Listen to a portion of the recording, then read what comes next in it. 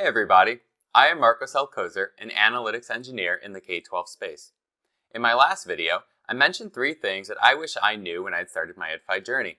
I talked about the EdFi data standard and how the ODS and API really go hand in hand. If you haven't watched that video, I recommend you go back in the channel and check it out. As always, please make sure you hit the like and subscribe buttons so you are notified of new episodes as they are released. Now in this video, we are going to dive in and really get hands-on with the various pieces of the EdFi technology suite. Okay, so here's how we are going to approach this today and save ourselves a little bit of work. We are going to leverage EdFi's starter kits. So each starter kit focuses on a very specific use case and it contains everything you need to implement. And so what we're looking for is simply a sandbox environment with some sample student data in it so that we can understand the EdFi API and the ODS by actually clicking into each one. So we are going to use a starter kit and we are going to log into an AWS VM where we can actually see everything fully installed and configured, and I'll walk you through each component. Alright, so here we are in edfi.org. So I'm under How to Use EdFi, Address Chronic Absenteeism. On this page you'll see a whole lot of information around the Chronic Absenteeism Starter Kit and why it was created.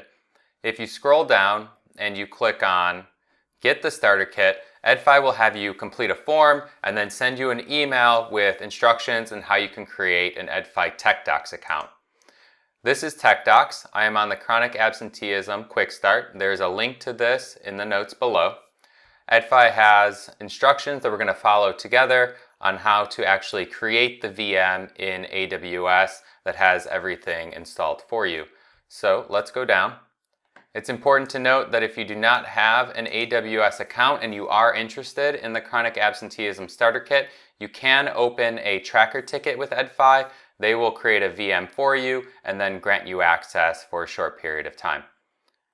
Okay, so EdFi tells us to go to AWS, Services, EC2, AMIs for Amazon Machine Images.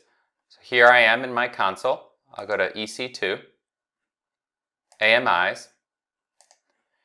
Says that I want to search EdFi. Let's do that. Oh, it looks like I already have it. Great. And there's the Chronic Absenteeism Starter Kit. Wonderful. So let's hit launch. Now, EdFi does recommend a specific instance type here. And so I'll go through. I'll actually go one bigger just to make sure this is going to be super performant. All right, tells me to go ahead and launch it. Great. Review and launch.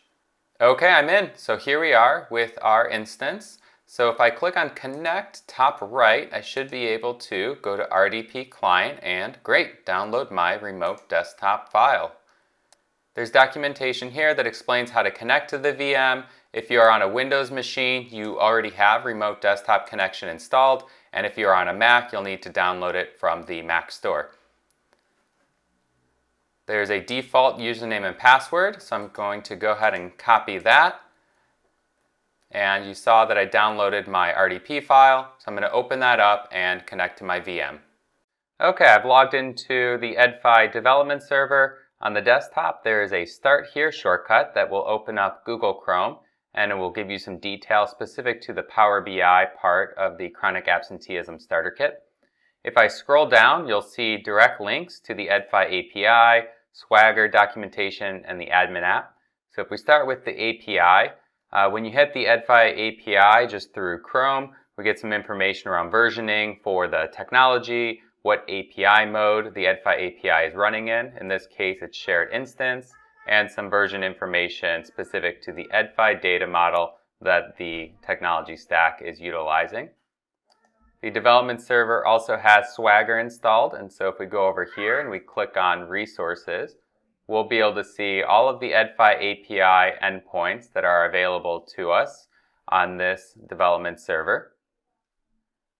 And finally, there's a link to the EdFi admin app, which is how you manage your ODS. This is where you create your applications, your vendors, all of that. I also want to show you that the development server does have SQL Server Management Studio installed, and so I can go in here and I can look at the actual ODS. If I expand tables and I go down to students, then I can see all of the students that are in here. Awesome. And then I'm going to collapse tables and look at views because this is where you'll find the analytics middle tier. So we have the analytics.student-school-dim. Here's a dimension that's tying students and schools together in a denormalized way. And we have that here. And that's this video. You are now in a development server where you can actually click around and you can see the API, you can see the ODS, you can start to write SQL against the database, make API queries, that sort of thing. Future videos is going to talk about how to build upon this work as you start to plan out a production release. That will actually see you run your ODS on a separate server than your API and a few other best practices. And I'll also talk about how to move data out of the ODS into a cloud data warehouse so that you can run your analytics on that type of data store and why you would want to do that. As always, hit the like and subscribe buttons below so you're notified of new videos as they are released. Thank you very much. I'm Marcos Alcozer, an analytics engineer in K-12.